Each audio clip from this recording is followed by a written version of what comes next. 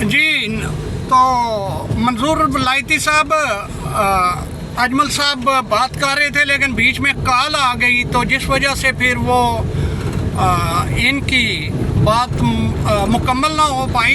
Any हो, कहने का मकसद ये है कि पिछले कुछ सालों से आप जैसे पढ़े लिखे शिया दोस्तों के साथ बड़ा गहरा मेरा इंटरेक्शन रहा है, और इस समाजी तफाउल की वजह से ज़ाहिर है कि शीयत के बारे में मुझे जानने का बहुत मौका मिला।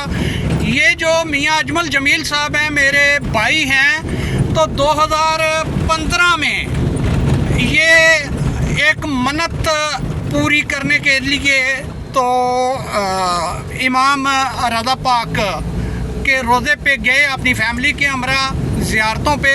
तो इत्फाक से वो मुहर्रम था, यौम आशूर था, तो इन्होंने अजमल साहब ने वहाँ ईरान में जो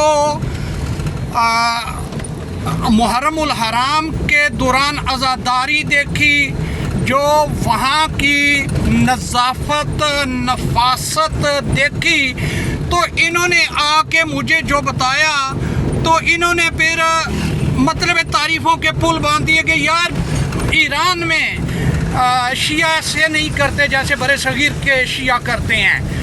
तो यानी ये बहुत मुतासर हुए। हालांकि कट्टर ये सुन्नी बरेलवी घराने से ताल्लुक़ रखते हैं, और चूँकि हमारा पूरा इलाका वो सुन्नी बरेलवी अक्सरियत का है, और मेरे ज़्यादातर मेरे वालिद गिरामी रहमतुल्लाह अलैह के शागिर्द या उनके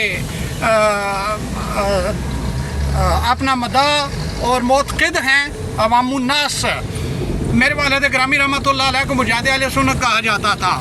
तो अजमल साहब ने जो मुझे बताया 2015 की बात है, वापस जब आए ना तो एक दिन इन्होंने मुझे 1 घंटा कॉल की, खूब घंटा लगाया। दूसरे दिन फिर जनाब इन्होंने 1 घंटा लगाया, और तीसरे दिन जनाब ना जुमा था, तो मैंने इन्हें कॉल की। मैंने कहा अजमल साहब मुझे ये बताइए कि वो जुमा सुन्नियों वाली मस्जिद में पढ़ना है या इमाम बारगाह किसी में जाके पढ़ना है। तो कहने का मकसद ये है कि जो ईरान और इराक़ में आज़ादारी होती है, और जो ईरानी फ़ुक़हा या रहबरे मुअज़्ज़म जो आयतुल्लाह ख़ामनेई साहब के जो आज़ादारी के बारे में हदायत नामे हैं, तो वो जब यहाँ बड़े सगीर और अपने आगे पीछे के शिया पाकिस्तानी पंजाबियों सिंधियों या हिंदुस्तानियों के साथ डिस्कस करते हैं, तो ये मतलब है चूँकि बड़े सगीर की मकामी सकाफ़त और मिजाज के मुताबिक यहाँ पे आज़ादारी करते हैं। खुराफात उसमें बहुत ज़्यादा हैं, शिरक है, और मतलब है कि वो जो दो टोक लफ्ज़ों में मतलब है कि उस जंजीर जनी की मुखालफत करने वालों को पेलान तन करते हैं, ये मकामी जो बड़े सगीर के हैं शिया। अच्छा, इसी तरह सैयदजादी का निकाह वो गैर सैयद से हो सकता है या नहीं, तो इस बारे में इतना मतलब है कि हिंदुआना ज़ात पात का गहरा यहाँ पे एक असर है कि बड़े सगीर या पंजाब सिंध और हिंद के शिया वो बिल्कुल ब्राह्मण की तरह अकीदा रखते हैं। उन्होंने इस्लामी अकीदा बना लिया हुआ है कि नहीं जी, किसी सैयदजादी का किसी उम्मती के साथ निकाह नहीं हो सकता। यार उम्मती से क्या मुराद, क्या आज के जितने भी अहले तशी हैं या सैयद कहलवाने वाले लोग, वो खुद उम्मती नहीं है पैगम्बर इस्लाम के?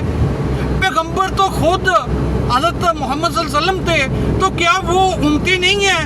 तो बहरहाल इस तरह के इतने मतलब वो मुतशद्दिद हैं, और जंजीर ज़नी के बारे में, और फिर जुलजना के बारे में, और जो मकामी सकाफ़त के असरात हैं, इनके बारे में अगर बात की जाए तो تو آپ کے پڑھے لکھے جو اہل تشیع دوست ہیں، احباب ہیں برے صغیر کے، وہ بھی یعنی کہ ہائپر ہو جاتے ہیں اور الٹا وہ مطلب ہے کہ فتوے لگا دیتے ہیں، بدگمانی کا بہت برا اظہار کرتے ہیں، اور وہ کہتے ہیں جی دیکھو جی بغض انات کا ہم شکار ہیں۔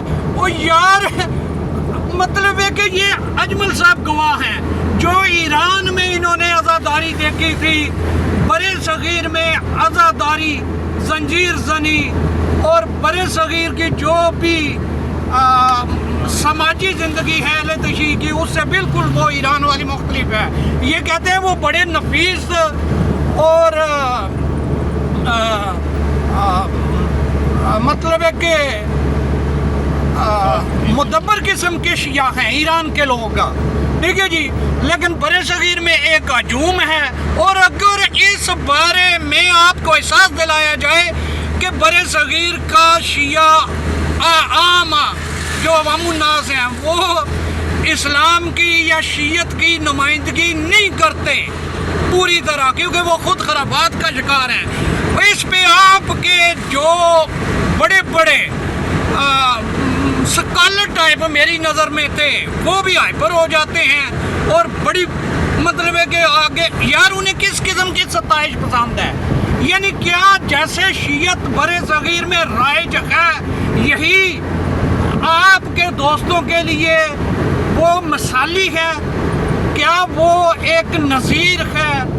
تو میں اس سلسلے میں اگر قلمی کوئی کر رہا ہوں کوئی اظہار، تو پلیز اسے اصلاح سمجھیں اور آپ بھی اصلاح کریں برے صغیر کے شیعوں کی۔ اگر یہ شیعت ہے جو برے صغیر کے شیعہ پیش کر رہے ہیں تو معاف کرنا، پھر اس ایسی شیعت سے میں متفق نہیں ہوں۔ اجمل صاحب کا نہیں پتہ، کیوں جی اجمل صاحب؟ جی یوسف بھائی نے کافی باتیں جو ہیں وہ اس حوالے سے بالکل درست کی ہیں، تقریباً ان کے جو خیالات ہیں نا ان سے میں اتفاق کرتا ہوں، لیکن چند باتیں جو ہے نا وہ اس طرح کی ہیں کہ وہ چونکہ خود ہی انہوں نے بولا ہے کہ ہمارا کلچر تو ویلیوز ہر خطے کی نا الگ الگ ہوتی ہیں۔ تو میرا خیال ہے کہ میں صرف شیعت ہی نہیں، اپنے بریلوی اور اہل حدیث کیا دیوبند ہمارے ساری جو مسالک ہیں نا ان میں ایک چھاپ نظر آتی ہے جو کہ ہماری علاقائی جغرافیہ کی چھاپ ہے، کلچر کی ہے، ہسٹری کی ہے۔